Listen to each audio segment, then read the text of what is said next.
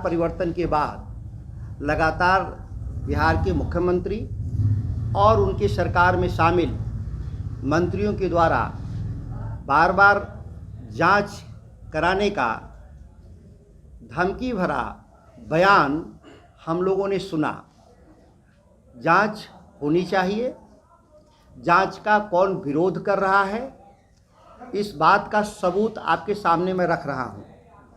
ये पत्र है, जब मैं बिहार का कृषि मंत्री था तो मैंने कहा था कि बिहार में जो पूर्ववर्ती जो सरकार है, पिछले 19 सालों में जो सरकार चलाने का जो काम किया और राजकोष से पैसे की जो लूट हुई थी उसकी जांच की जानी चाहिए। सबसे प्रमुख रूप से दोषी साबित होंगे बिहार के मुख्यमंत्री, क्योंकि यह सभी निर्णय उनके स्तर पर लिए गए हैं। कैबिनेट मंत्रियों को आप जानते हैं कि जब वो समीक्षा करते हैं विभागों का और जो निर्देश देते हैं विभागों को, उसमें उस विभाग का मंत्रियों को आमंत्रित नहीं किया जाता है। यह पिछले 19 सालों से नीतीश कुमार के परंपरा रहे हैं।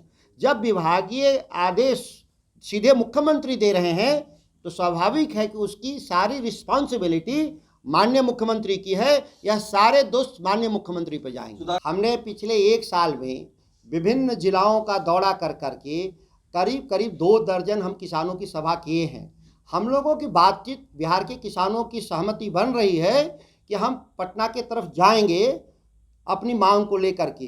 ये आने वाले समय में निश्चित तौर पर, चूँकि ये संयुक्त किसान मोर्चा एक बड़ा ऑर्गेनाइजेशन है जिसका मैं एक छोटा हिस्सा हूँ, जिसके हम बैनर तले हम काम कर रहे हैं, जो ही हमारी सहमति बनेगी, चूँकि अभी लगातार दिल्ली सरकार के खिलाफ एक बड़ी मुहिम चल रहा है संयुक्त किसान मोर्चा का, तो एक बड़ी लड़ाई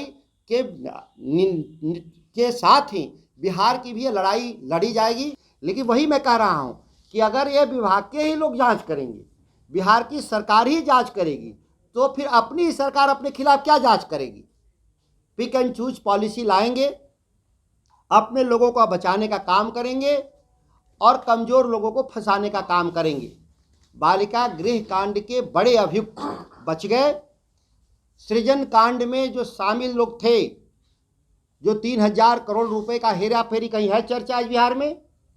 उसमें छोटे मोटे क्लर्क लेवल के लोगों का गिरफ्तारी हुई, सभी बड़े अधिकारी और सभी बड़े नेता बच गए।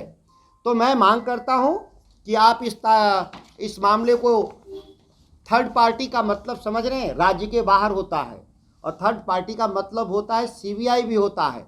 फिर भी हम ये नहीं करें कि सीबीआई ही, जिससे ज़रूरत है जांच कराने का काम करे, तभी जाकर के नीतीश कुमार जी पता चलेगा कि आपने बिहार को किस तरह से मिस रूल्ड किया है और अब लगातार मिस लीड कर रहे हैं राज्य को।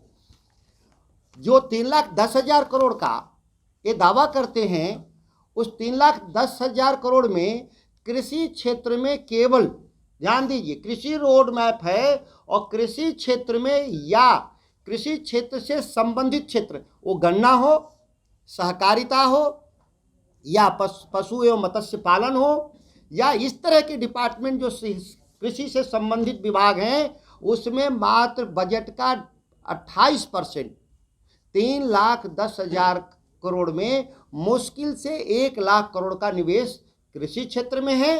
2,10,000 करोड़ रुपए दूसरे फील्ड में जो आप निवेश कर रहे हैं, वह भी कृषि पर, किसानों पर लादने का काम कर रहे हैं, किसानों के साथ झांसा देने का काम कर रहे हैं बिहार का। बिहार के किसानों की असल मांग क्या थी कि हमारा आमदनी लगातार घटता जा रहा है। ये साबित कैसे होगा?